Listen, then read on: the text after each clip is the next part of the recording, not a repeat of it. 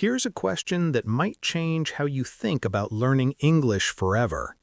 If you could have a deep, meaningful conversation with anyone in the world in perfect English, what would you talk about? Drop your answer in the comments below. We read every single one, and your ideas might inspire our next video. Hey everyone, I'm Sarah, and I'm absolutely thrilled you're here with us today. And I'm Johnny. Welcome to Native Speakers, where we don't just teach you English, we help you live it, breathe it, and actually enjoy it. You know what? We're done with boring textbook English. Today, we're diving deep, and I mean deep, into the kind of conversations that native speakers have when they really want to connect. Exactly. So grab your coffee, tea, or whatever keeps you energized, because this is going to be one incredible journey. Let's do this. All right, Johnny, let me ask you something real. When was the last time you had a conversation that actually made you think? Oh, wow, you're starting strong. Okay, so last week I was talking with my friend about whether artificial intelligence will eventually replace human creativity. And honestly, Sarah, it kept me up that night just pondering it. See, that's what we're talking about today, everyone. This is the difference between saying, "How are you? I'm fine, thanks," and having conversations that matter, the kind that sticks with you. Right, and here's the thing. When you practice English with deep topics, you're not just learning vocabulary. You're learning how to express yourself, how to debate, and how to think in English. Brilliant point. So let's break this down. Our first deep conversation topic is the nature of happiness. Johnny, quick question. Do you think happiness is something you find or something you create? Ooh, philosophical right out of the gate. I love it. Honestly, I think it's both. Like, you can't just create happiness out of thin air when you're in a terrible situation, but you also can't just wait around for it to magically appear. That's such a balanced perspective. Notice, everyone, how Johnny used phrases like out of thin air and magically appear. These are natural expressions that make your English sound more native-like. Thanks. And here's where it gets interesting. In English, when we discuss abstract concepts like happiness, we use a lot of conditional language. For example, if I were to define happiness, I'd say it's finding contentment in the present moment. Perfect example. Did you catch that? If I were to define, that's subjunctive mood, which sounds sophisticated and thoughtful. Let me try one. Were I to choose between wealth and happiness, I'd choose happiness every time. Beautiful. Now let's make this practical. Imagine you're at a dinner party and someone asks, "What makes you truly happy?" You wouldn't just say, "Pizza." Well, you could, but let's aim higher. Hey, pizza is valid. But yes, you might say something like, I find genuine happiness in meaningful connections with people. There's something about deep conversations that really fulfills me. See how much richer that sounds? You're using words like genuine, meaningful, and fulfills. These elevate your English immediately. Absolutely. Now, let's shift gears to our second topic, the impact of technology on human relationships. This is huge right now. Oh man, this is where things get controversial. Sarah, be honest. Do you think social media has brought people closer together or pushed them further apart? That's the million-dollar question, isn't it? I think it's paradoxical. We're more connected than ever, but somehow more isolated. I mean, you can have 5,000 friends online, but feel completely alone. Paradoxical. Great word, everyone. It means something that seems contradictory, but might actually be true. And Sarah, you're so right. I've noticed that even when I'm with friends, everyone's on their phones. We're physically together, but mentally absent. Mentally absent. What a powerful phrase. This is exactly the kind of language you want to use in deep conversations. It shows you're really thinking about the issue, not just repeating memorized phrases. Here's a real-life example. Last month, I went to my cousin's birthday party. 30 people were there, and I kid you not, at one point, 25 of them were staring at their screens. It was surreal. Surreal, meaning strange or dreamlike. Johnny's painting a vivid picture here. When you share personal anecdotes like this, your English becomes authentic and engaging. Thanks. Now, how would you express disagreement politely in this kind of conversation? You can't just say, "You're wrong." Great question. You might say, I see your point, but I'd argue that, or that's an interesting perspective, though I tend to think, or my favorite, I respectfully disagree because. These phrases are gold. They let you disagree without being aggressive. Very important in English-speaking cultures where politeness matters. Exactly. Let's try it. Johnny, I think technology has actually improved relationships overall because it helps long-distance connections. Okay, I hear what you're saying, and there's definitely merit to that argument. However, I'd counter by saying while technology maintains connections, it often sacrifices depth for convenience. Merit to that argument and sacrifice depth for convenience. Everyone, write these down. These are advanced phrases that show critical thinking. Now, our third deep topic is the meaning of success. Sarah, quick, what's your definition? Oh, you're putting me on the spot. All right. I think success is living authentically and making a positive impact, however small, on the world around you. I love that. Living authentically. That means being true to yourself. And notice how Sarah didn't just say being yourself, she used a more sophisticated synonym. Thanks. But here's what I want everyone to understand. When discussing success in English, you'll encounter tons of idioms, like climbing the corporate ladder, making it big, achieving your dreams, reaching the top. Or even making a name for yourself, leaving your mark, breaking through. These expressions are everywhere in professional conversations. So true. Let me share something personal. 5 years ago, I thought success meant a corner office and a six-figure salary. But then I burned out completely. I was successful by society standards, but miserable. That's powerful vulnerability, Sarah. Sharing personal struggles makes conversations real. How would you express this realization in English? I might say I had an epiphany, or it dawned on me, or I came to realize. All of these mean you suddenly understood something important. Perfect. And this brings us to topic 4, failure and growth. Here's a controversial statement. I think failure is more valuable than success. Whoa, okay, I'm intrigued. Elaborate on that.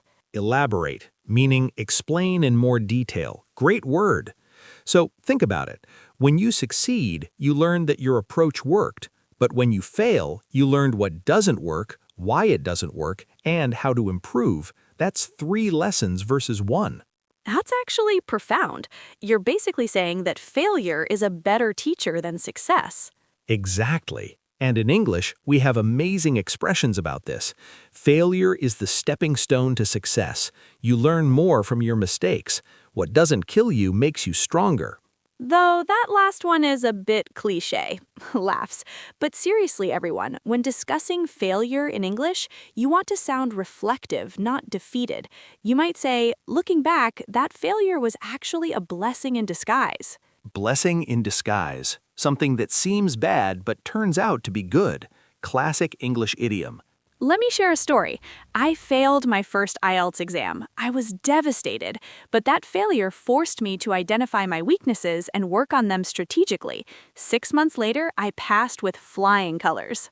With flying colors, meaning very successfully. And Sarah, your story illustrates something crucial. How we frame our experiences in English matters. You didn't just say, I barely passed eventually. You said, I passed with flying colors. Exactly. Language shapes perception. Now, topic 5, the balance between logic and emotion. Johnny, are you more logical or emotional? Honestly, I used to think I was purely logical, but I've realized emotions inform my logic more than I admitted. It's not either or, it's both and. Both and thinking versus either or thinking. This is advanced English reasoning. When you show you can see multiple sides of an issue, you sound educated and thoughtful. Right. In conversations, you might hear, on one hand, but on the other hand, or while I acknowledge, I also recognize. These structures show balanced thinking. Let's practice this with a real scenario. Imagine you're deciding between two job offers. One pays more but requires relocating. One pays less but is in your hometown. How do you discuss this? Great example. You might say, on one hand, the financial benefits are undeniable and the career growth potential is exciting. On the other hand, proximity to family and established friendships holds significant value. It's not an easy decision. Perfect. Notice the vocabulary: undeniable, proximity, established, significant value. These words add sophistication without sounding pretentious. Now, our sixth topic, the role of suffering in personal development. Heavy stuff, but important. It really is. I think there's a quote: "The wound is the place where the light enters you." Do you think suffering is necessary for growth? Wow, what a quote. I don't think suffering is necessary, but I do think it's often unavoidable. And when it happens, it can catalyze tremendous growth if we let it. Catalyze, meaning to cause or accelerate change. Such a powerful verb. And I love how you said, if we let it. That shows agency, the idea that we have control over our response. Thanks. Here's something interesting about English. When discussing painful topics, we often use softer language. We say challenging times instead of horrible times, or difficult period instead of nightmare period. That's called euphemism, everyone. It's not about being dishonest, it's about being diplomatic and respectful, especially when others might be going through similar struggles. Exactly. You might say, I went through a rough patch, or I faced some obstacles, or I encountered setbacks. All of these sound mature and measured. Let me ask you this, Johnny. What's the deepest conversation you've ever had in English? Oh man, that's tough. Probably when my friend and I discussed what we'd do if we only had 1 year left to live. It sounds morbid, but it was actually incredibly eye-opening. Morbid means focused on death in an unhealthy way, but eye-opening means it gave you a new perspective. Great contrast. What did you learn? I learned that I was spending time on things that didn't really matter to me. It made me reassess my priorities completely. Reassess my priorities. Such a useful phrase. When you have deep conversations in English, you're not just exchanging words, you're exchanging perspectives, and that's where real learning happens. Absolutely. Now, our seventh topic, the concept of time. Do you think we have enough time, or are we always running out of it? Ooh, philosophical again. I think time is our most precious resource, yet we waste it like it's infinite. There's an irony there. Irony, when there's a contradiction between what we expect and what actually happens. Great use. And you're right. We say, I don't have time, but then spend 3 hours scrolling social media. Guilty. But seriously, when discussing time in English, notice how many idioms we have. Time flies, time is money, time heals all wounds, a stitch in time saves 9. Or better late than never. In the nick of time, time waits for no one. English speakers are obsessed with time. We really are. And in conversations, you can use these to sound more natural. Like, I know I should have started this project earlier, but better late than never, right? Perfect. Now, let's tackle our eighth topic, authenticity versus social expectations. This is especially relevant for language learners. Oh, absolutely. How many times have you felt like you can't be yourself because you're worried about making mistakes in English? All the time. Especially early on, I'd rehearse conversations in my head, trying to sound perfect, and then I'd sound robotic. Robotic, like a robot without emotion or naturalness. That's exactly what happens when we prioritize perfection over authenticity. Right. Here's the truth. Native speakers make mistakes all the time. We use incorrect grammar, we say and we lose our train of thought. Lose our train of thought, meaning forget what we were saying. Such a common expression. The point is that everyone's authentic conversation is messy, and that's okay. In fact, it's more than okay. It's necessary. When you show vulnerability, when you say, I'm not sure how to express this, or let me think about that, you sound human. Exactly. Real conversation includes phrases like, "That's a good question. I'm still figuring that out. I don't have all the answers." These phrases buy you time to think and show intellectual humility, which is actually very attractive in conversation. Now, our ninth topic, the power of perspective. Johnny, same situation, two people, completely different reactions. Why? Because perspective is everything.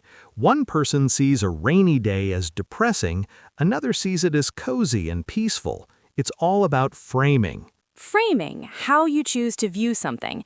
In English, we talk a lot about reframing situations, seeing the silver lining or finding the bright side. Silver lining, the positive aspect of a bad situation, from the saying, every cloud has a silver lining. Exactly. Let me give you a real example. I once missed a flight and I was furious, but then I met someone in the airport who became one of my best friends. Was missing that flight bad luck or good luck? See, that's the thing. It depends on your perspective. In English, you might say, what seemed like a disaster turned out to be a blessing. Or, everything happens for a reason, though some people find that phrase annoying. True. Different people, different perspectives. Which brings us to our 10th and final topic, the art of disagreement. Oh, this is crucial. In English-speaking cultures, you can disagree without being disagreeable. It's all about how you say it. Exactly. You can say, I understand where you're coming from, but my experience has been different. Or, that's one way to look at it, though I see it differently. These phrases acknowledge the other person's view before presenting yours. It's respectful and effective. You know what's funny? In deep conversations, disagreement actually shows engagement. If someone disagrees thoughtfully, it means they were really listening. So true. The worst thing isn't disagreement, it's apathy. When someone says, whatever, or I don't care, that's when conversation dies. Apathy, lack of interest or concern, conversation killer. But passionate disagreement, that's conversation fuel. I love that distinction. Everyone, write this down. Good conversations don't require agreement, they require engagement, respect, and genuine curiosity. Absolutely. And that's what makes deep conversation topics so valuable for learning English. You're not just memorizing, you're engaging with ideas. Wow, Johnny, we covered so much today. From happiness to technology, from success to failure, from logic to emotion. These are the conversations that make English come alive. Absolutely. And here's what I want everyone to remember. Deep conversations aren't about showing off big vocabulary. They're about expressing your thoughts, your experiences, your perspective in clear, thoughtful English. Yes, don't wait until your English is perfect to have meaningful conversations. Start now. Make mistakes. Learn. Grow. That's how you truly master the language. Every single person watching this video has unique experiences and perspectives that deserve to be shared. Your voice matters, and English is just the tool to share it with the world. So here's your homework. And yes, we're giving you homework. Pick one of these 10 topics and have a real conversation about it this week with a friend, a language partner, or even with yourself in the mirror. And drop a comment below telling us which topic resonated with you most. We read every comment and often create videos based on your suggestions. If you loved this video, smash that like button, subscribe to Native Speakers, and hit the notification bell so you never miss our uploads. We post new content every week. Remember, learning English isn't just about grammar rules and vocabulary lists. It's about connecting with people, sharing ideas, and growing as a person. Until next time, keep speaking, keep thinking, and keep being your authentic self. See you in the next video. See ya!